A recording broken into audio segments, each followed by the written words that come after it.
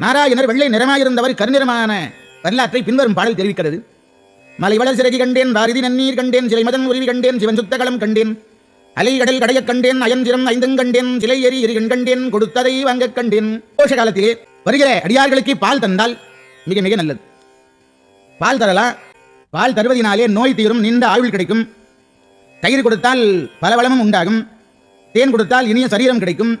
பழங்கள் தந்தால் விளைச்சல் பெருகும். பஞ்சாமிர்தம் தந்தால் செல்வம் செழிப்பு ஏற்படும். நெய் தந்தால் முக்தி பேறு கிட்டும்.